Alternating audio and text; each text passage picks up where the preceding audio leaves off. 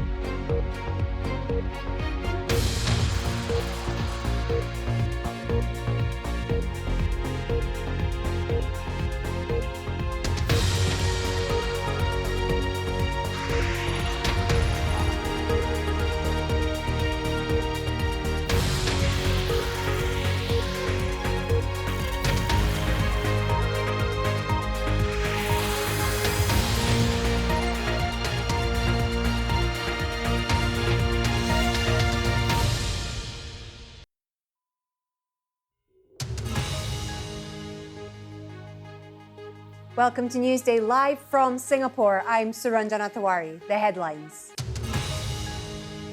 China warns the US it will bear the consequences if House Speaker Nancy Pelosi visits Taiwan. Presidents Xi and Biden are due to speak later. The United States says it's offered Russia a deal aimed at freeing the American basketball player Brittany Griner.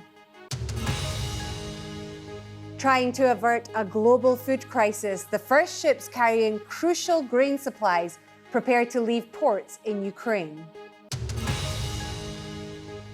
He's credited with inspiring the global green movement. Tributes are paid to environmentalist James Lovelock, who's died aged 103. Live from our studio in Singapore. This is BBC News. It's Newsday.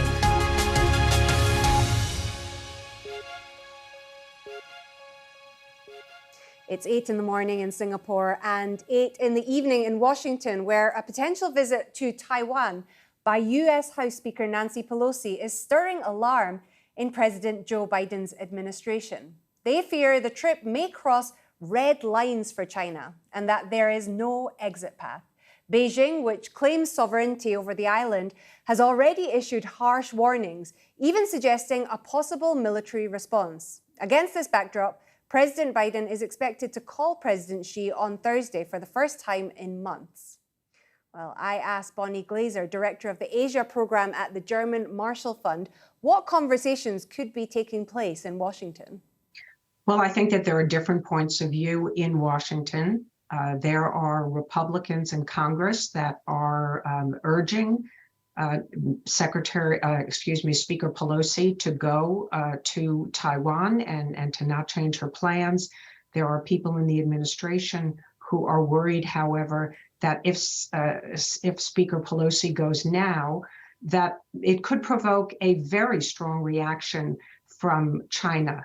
And that this particular timing, because we are in the run-up to the 20th Party Congress, where Xi Jinping will be getting his third five-year term, that in this period there could be a lot of sensitivity. Xi Jinping could be seen perhaps as soft on the United States if he doesn't respond very strongly to Pelosi's visit. So there is worry that this could lead to another US-China crisis. Some are even referring to it as the fourth potential Taiwan Strait crisis.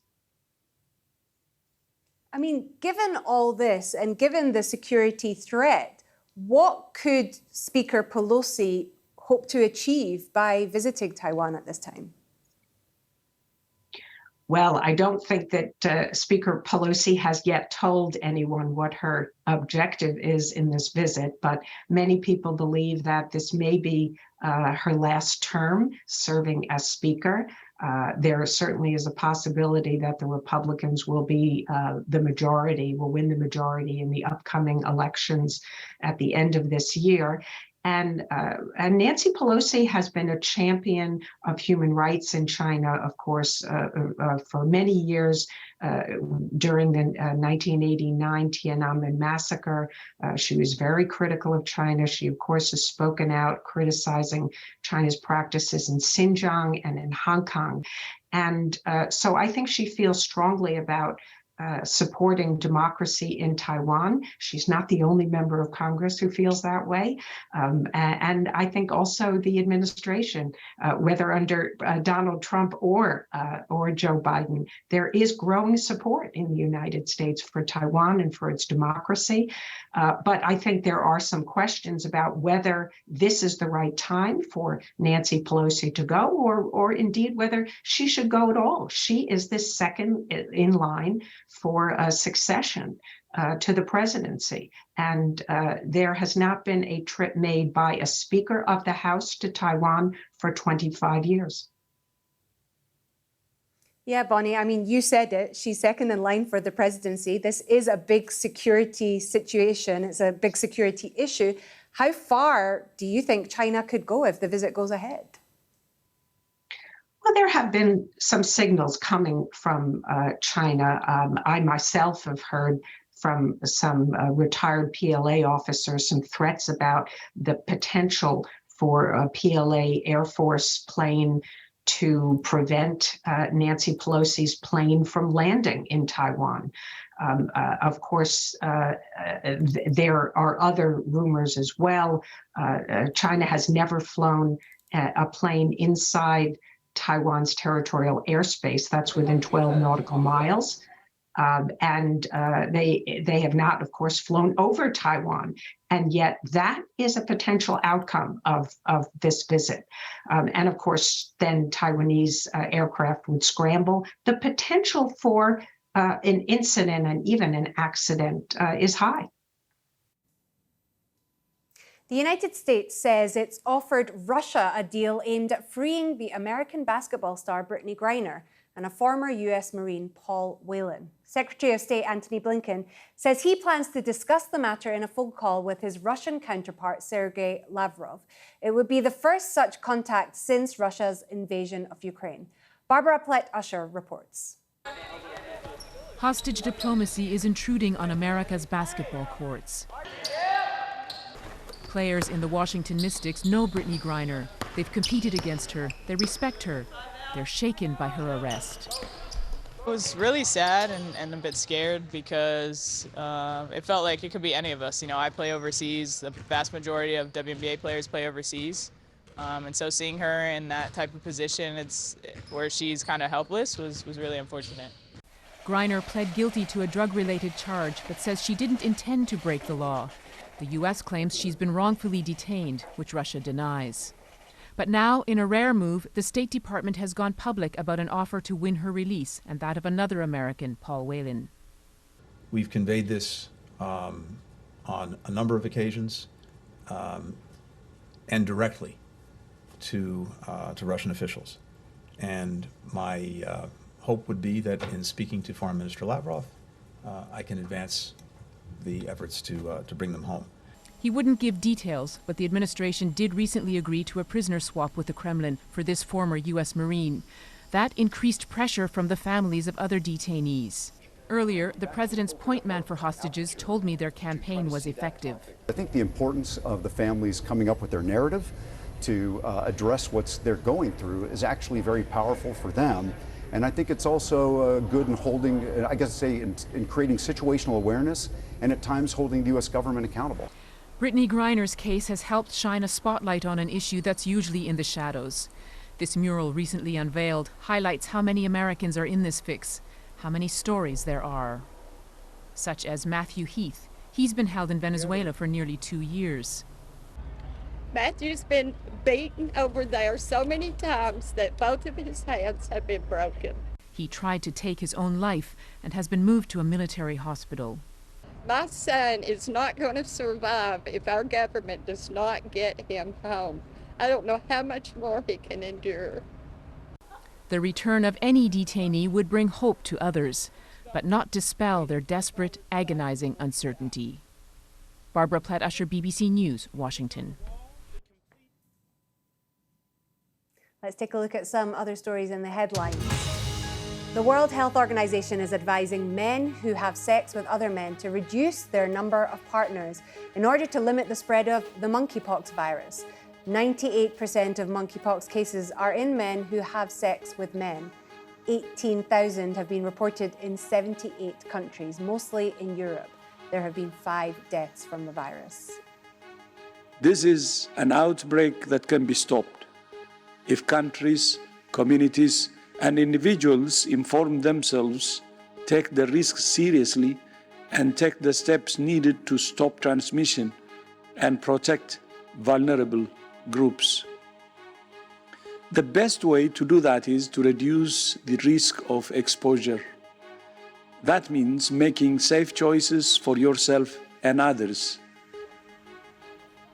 Parts of Wuhan, the Chinese city where the initial COVID cases were recorded, have been placed under lockdown for the first time since the pandemic began.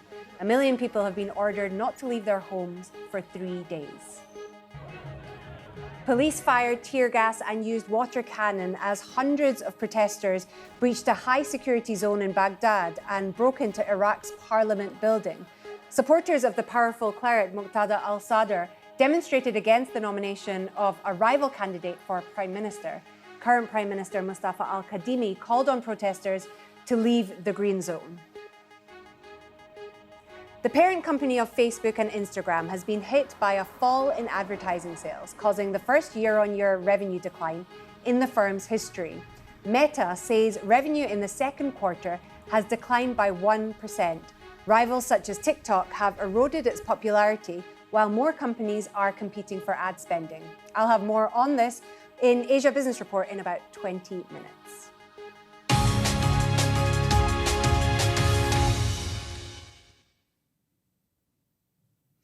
A new coordination centre has begun work in Turkey, part of a complex deal to restart blockaded grain exports from Ukraine.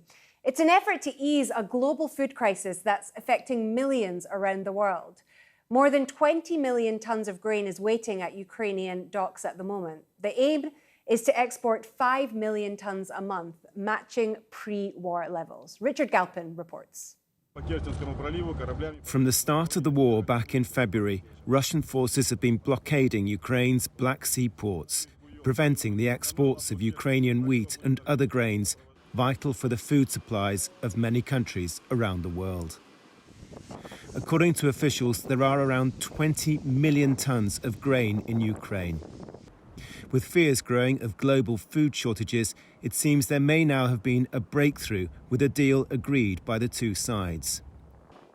It's hoped it will be possible for ships to be inspected near Turkey and then guided past Ukrainian sea mines before being loaded with grains and fertilizer.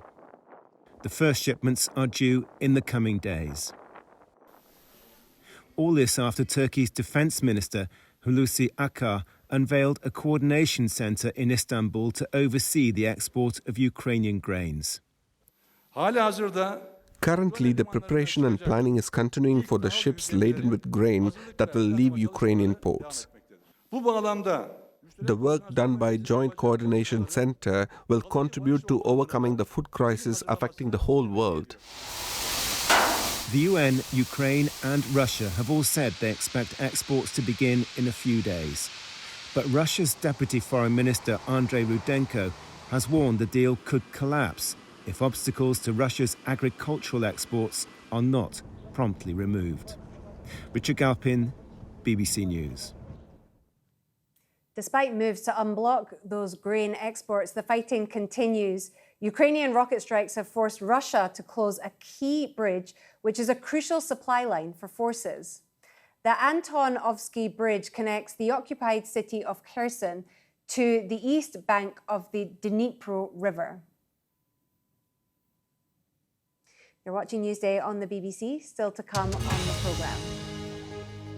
Birmingham prepares for the Commonwealth Games with athletes and celebrities showing off the city's heritage.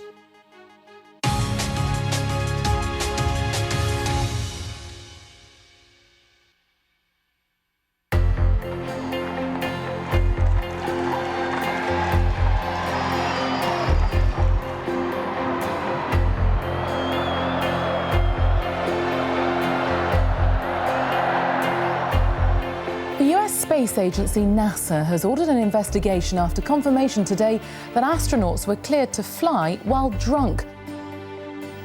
The last foot patrol in South Armagh, once an everyday part of the soldiers' lot, drudgery and danger, now no more after almost 4 decades. If one is on one's own in a private house, not doing any harm to anyone, I don't really see why all these people should wander in and say you're doing something wrong. 6 rare white lion cubs are on the prowl at Worcestershire Park, and already they've been met with a roar of approval from visitors. They're lovely, yeah, really sweet. Yeah, they were cute.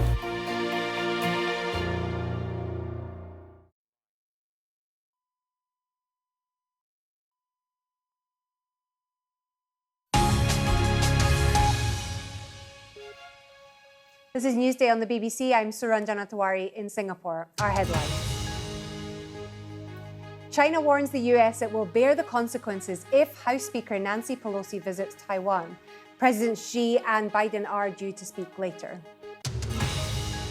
The United States says it has offered Russia a deal aimed at freeing the American basketball player Brittany Griner.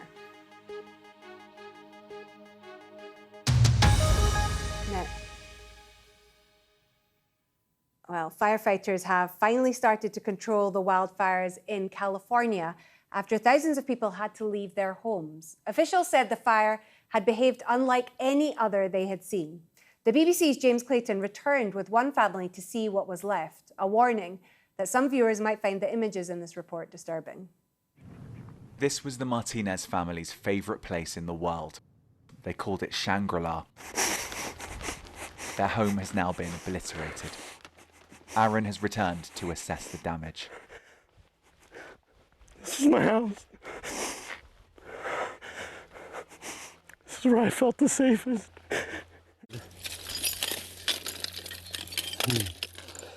This is where my office was, my television, my computer, books, and binders. There's just nothing. It's a picture frame. It has a glass frame. I had family pictures in it. It's all the stuff that can't be replaced. It hurts. Grandmother's writing. Pictures. Oh God. Even the old answering machines that we saved, that we stopped using just so we could hear grandparents' voices. It's all gone. Aaron's wife Heather is trying to look for the family cats. I don't see anything. Yeah, I'm trying to hear more than see. They had 15 of them, but none of them respond to the calls. Looks like it was one of the teenage ones, or the teenage to adult. Poor thing. Her son Austin finds one of the kittens. It didn't make it. I've never experienced anything like this ever in my life, ever.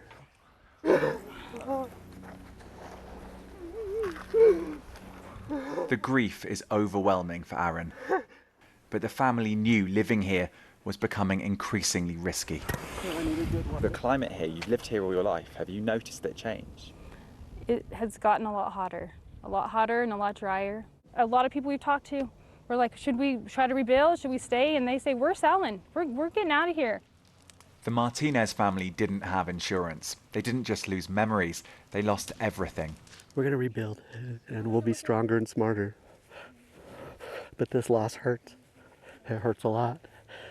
What happened to the Martinez family is a danger more and more Californians are facing as it gets drier and drier. James Clayton, BBC News, Mariposa County, California. The Philippines president has called for disaster relief systems to be overhauled after an earthquake in the north of the country, killing at least 5 people. It struck the northern island of Luzon. Buildings were damaged and landslides reported in some areas. These pictures show people running from a bell tower 36 kilometers from the epicenter of the earthquake. I spoke earlier to Theodore Rivero, a school teacher who was near the epicenter of the earthquake. We were there at school for a seminar, and then all of a sudden, the earthquake shook everyone, and then we needed to evacuate this school onto the field. And even some teachers were stuck in some classrooms because their fear of going down with the tremble, because it was even so hard to run because of the very big magnitude. Now, going back home, of course, the principal wanted us to go to our homes to check on our families. And the scene was very devastating. Like, every old houses were shattered. There were cracks on the ground and pipes burst. That must have been terrifying for you. What about those who live nearby the school? I mean, how are they coping now? I think, fortunately, the police or the local authorities came to the school and checked on all of the cracks, all of the things that were damaged. And I think they're already doing their part in order to fix all the damages. Because our province is already under red alert for that. One of the people who helped inspire the Green movement, James Lovelock, has died aged 103. The British scientist had warned that climate change could have a devastating impact on humanity. Our environment analyst, Roger Harrabin, looks back at his life. The Earth. For James Lovelock, a planet with not only creatures and plants on it, but a complex, integrated system where even the rocks interact with living things to maintain conditions for life. Lovelock called it the Gaia theory, a revolutionary idea named after the Greek mother goddess of the earth. The Gaia notion sees those two processes, that's to say the evolution of life and the evolution of the planet, as not two processes, but one single tightly coupled process.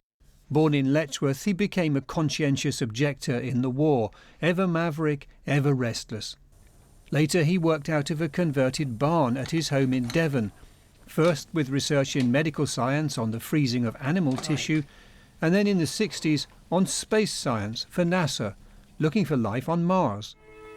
There may be a kind of plant, an ice eater, with fine root-like probes, searching not for liquid water, but searching the permafrost, reaching down to get at that ice. The multi-talented Lovelock made the ultra-sensitive instruments to gather evidence and invented the equipment used to detect a man-made hole in the ozone layer over the Antarctic. Then you do believe in Gaia? I mean, I believe that the Earth Goddess will defend itself against all dangers. Including man. Man will always win against nature. Lovelock's idea that the Earth is a kind of single living organism made him a hero to the early Green movement of the 1960s and 70s. It was bound to be taken up as a kind of something almost spiritual for the Green Age to hang on to.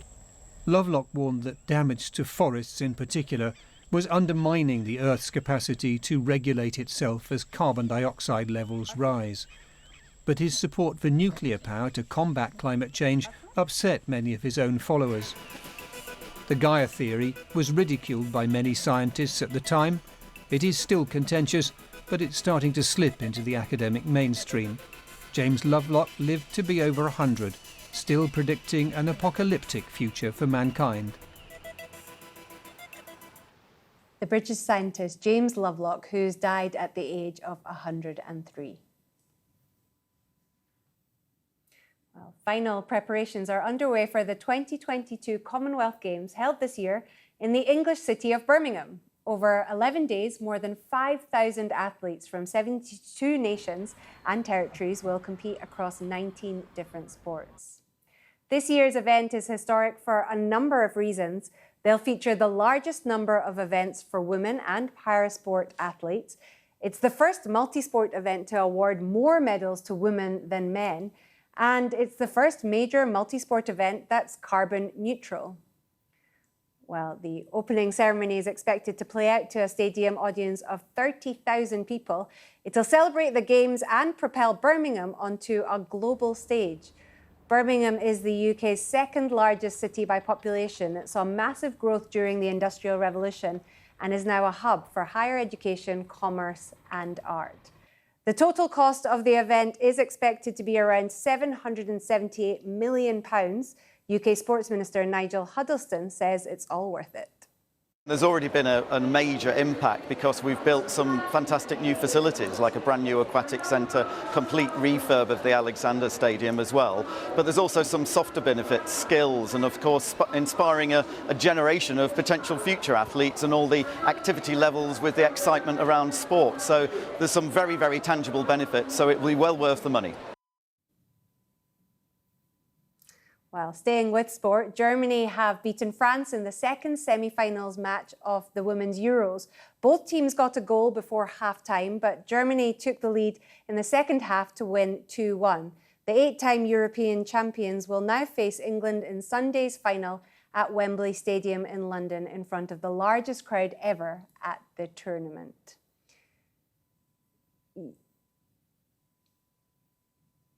You've been watching Newsday. A reminder of our top story, a potential visit to Taiwan by US House Speaker Nancy Pelosi is stirring alarm in President Joe Biden's administration. They fear the trip may cross red lines for China and that there is no exit path. Beijing, which claims sovereignty over the island, has already issued harsh warnings, even suggesting a possible military response. Against this backdrop, President Biden is expected to call President Xi later on Thursday for the first time in months. That's all the time we have for here on Newsday. Do stay with us. Do check our stories on our website, bbc.com, and do stay with BBC World News. Thanks for watching.